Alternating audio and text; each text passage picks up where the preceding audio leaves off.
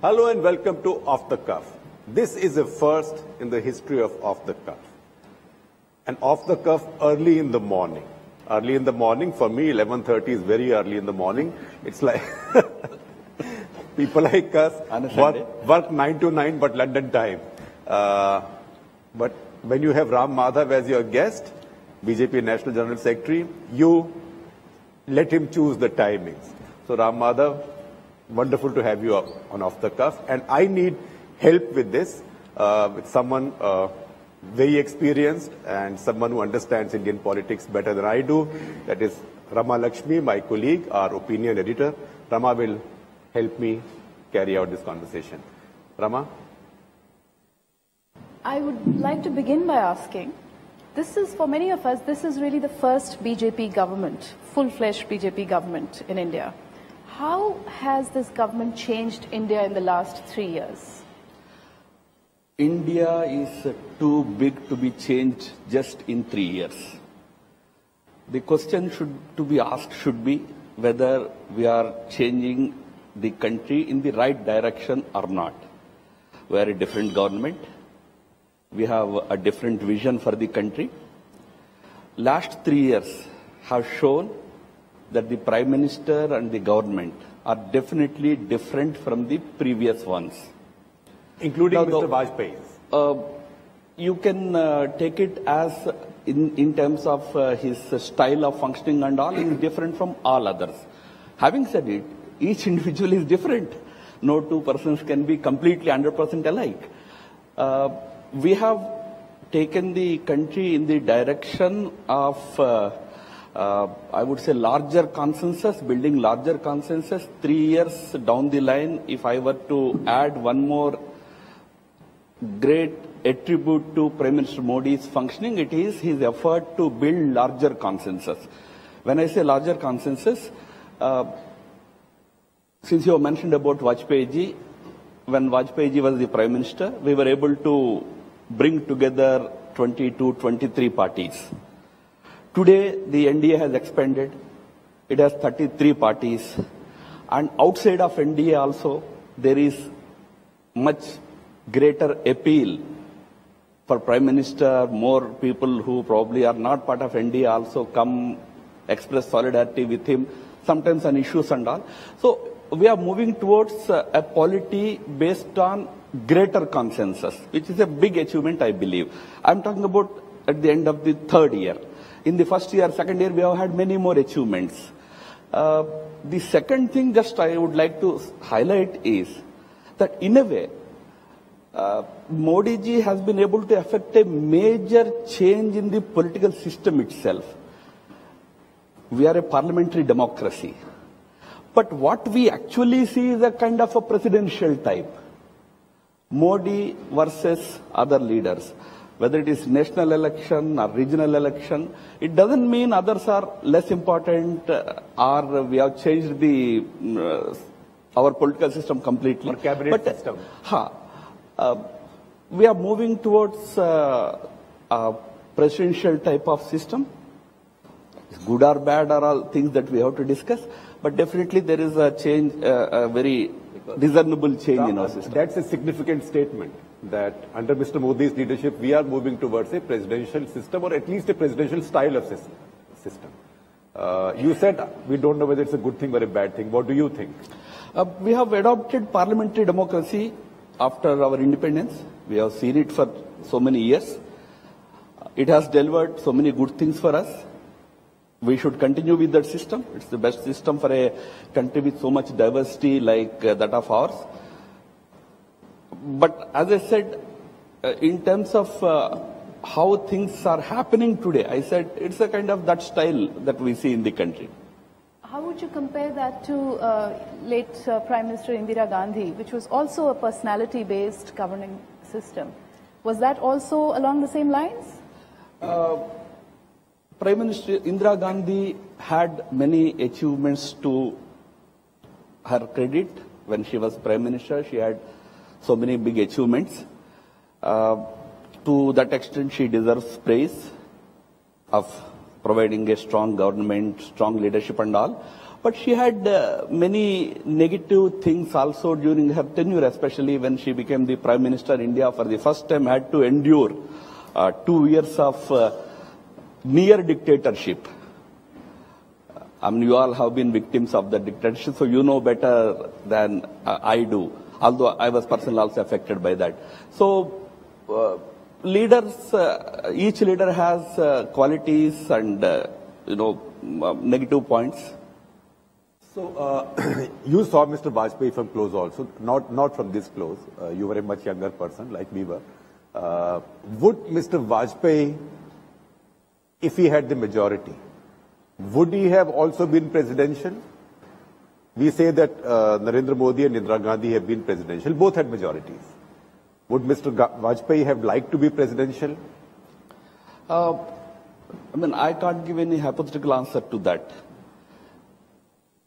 Today's political atmosphere in the country is that you see Prime Minister Modi as the most popular leader. I mean, you see the second most popular leader. He will be probably 40 points behind him. So he will also have only 40 points. 44, okay. No. Prime Minister Modi's popularity ratings are very high in the country. And people have immense faith in him. In fact, I would put it like that, probably rather than talking about presidential and parliamentary. Politics of hope is what Prime Minister Modi represents. The last man on the street, I can mention a message I got yesterday from one of your colleagues, that a driver would say that, this man should be there for 20 years. He will make India an America. So that is the kind of hope and aspiration that Prime Minister Modi has been able to generate in the country. In that sense, it is politics of hope, politics of aspiration. Meanwhile, Trump makes America India. No. So, politics of hope and aspiration, yes. But in this period, are there also failures or are there also areas in which more progress could have been made? As I said, 3 years is not enough. You are a time party man. You are not a government man. You are a party man. No, I agree. 3 years is not enough to judge any government in black and white. You have given us power for 5 years. We are in the right direction or not? If you ask me, I say yes. But so I don't talk about success and failures in black and white. But whether we have any challenges after 3 years, if you ask me, yes.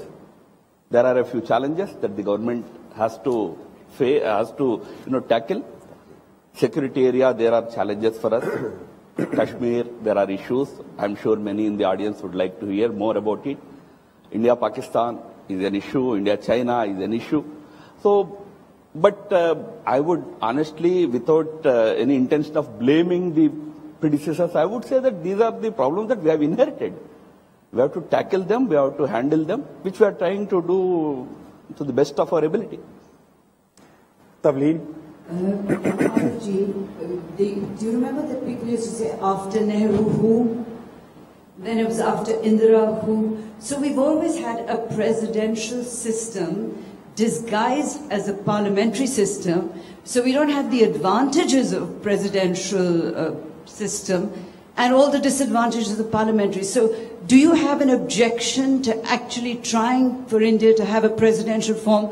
Because we're a very big country and it's clear that the Westminster model hasn't worked that well. It calls for larger debate. Whether the present form of government suits us or not and all that. We have had enough discussion at the time of the making of our constitution and we decided to opt for parliamentary democracy. If you ask me my personal opinion, a country as diverse as India requires this kind of a parliamentary form of democracy where large sections of the society find a voice in their public representatives.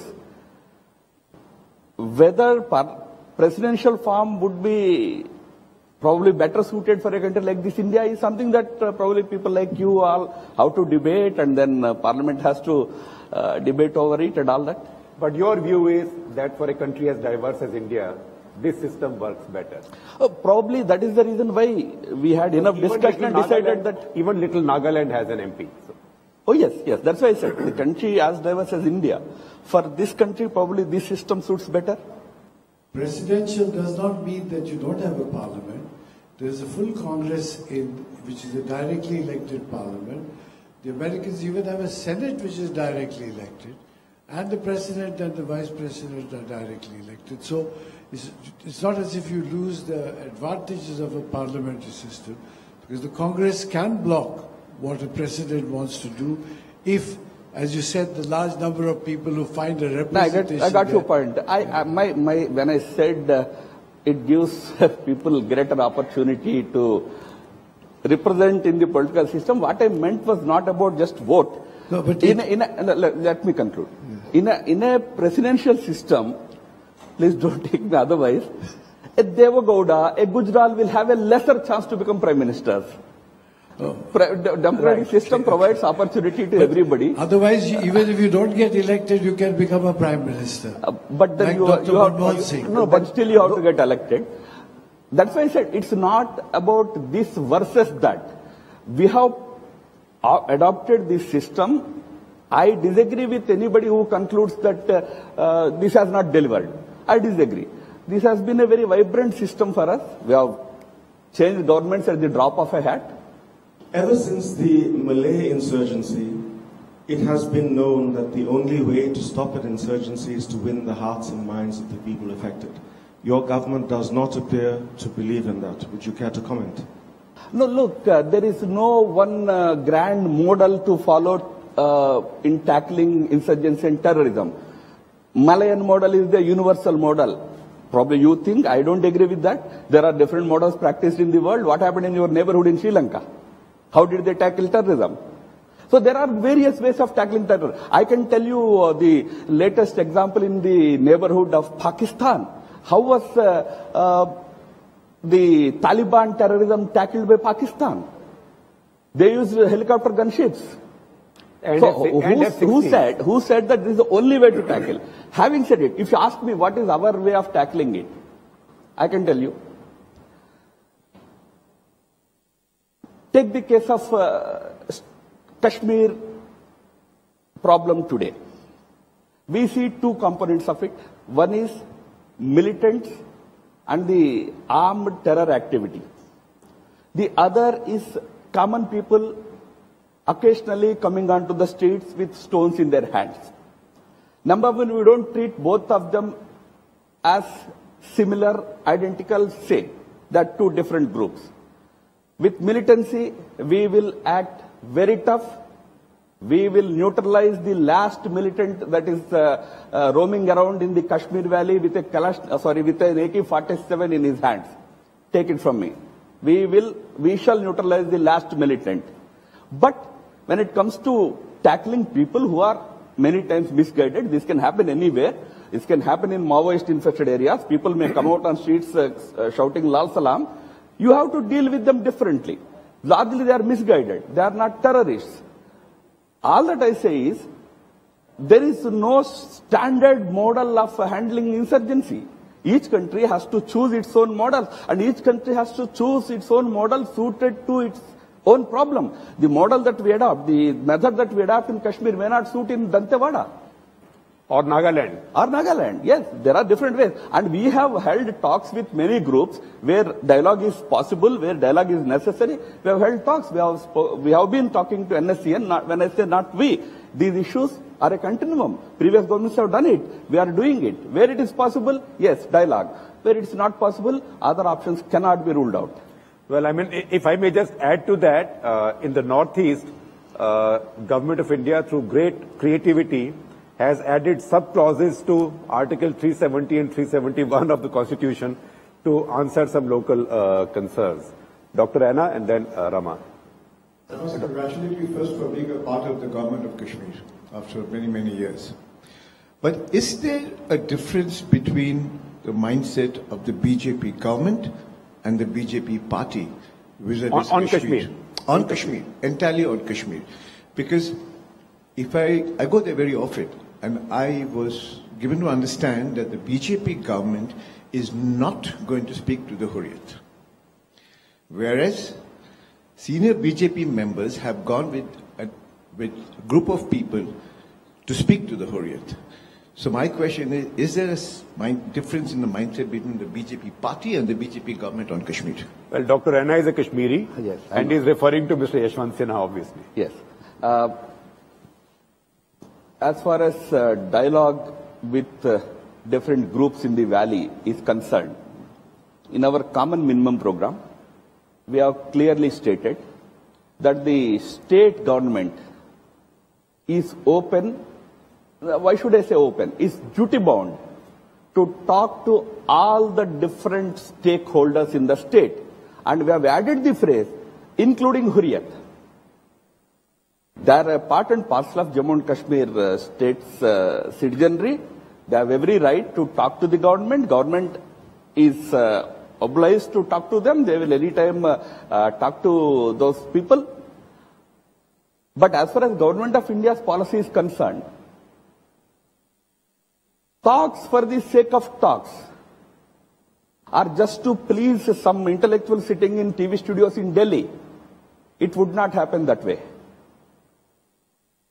If somebody wants to talk to the government, he also has to listen to the government. Talks cannot be a one-way road. You have patthar in your hands. You promote violence. You fly Pakistani flags. And you say, talk to me. This is a different government. You cannot talk that way. You want to talk? You show that sincerity. That sincerity is lacking in the separatist leadership in Kashmir Valley. So any question of whether Government of India wants to talk or not talk doesn't arise as long as the leadership, separatist leadership there continues with this kind of policy of promoting terrorism. You see, making innocent citizens scapegoats in their game is unacceptable to us. That must stop first before anybody talking about talks. Let me ask you a question. There are about 250 militants right now operating in the valley. About 100 are foreign and about 150 are local Kashmiri militants. You talked about neutralizing the last militant. Are you talking about the Indian Kashmiri militants also? A. B. Is there any difference between your government and the previous government in the way it treats local Kashmiri militants? I don't qualify militant with this militant, that militant. Militant is a militant. Somebody who holds a gun in his hands. Will you agree him in this hall or not? Will you not throw him out of this hall if he wields a gun in your hands? See, the last man, you cannot say that he is sitting in the last row. What is your problem? No, that is not acceptable in a... Either you follow democratic system, you go to the government of the day, talk to them, or face it. When I say militants, no qualifications. Militant is that person who is wielding a weapon in his hands and killing people, whether innocent or not innocent. I mean, these are all the judgments one makes. So, how do you explain the killing of that Lieutenant Fayaz few days ago? So, no question of qualifying militants as local, outsider, this and that. If you are a militant, you have to be ready for the consequences.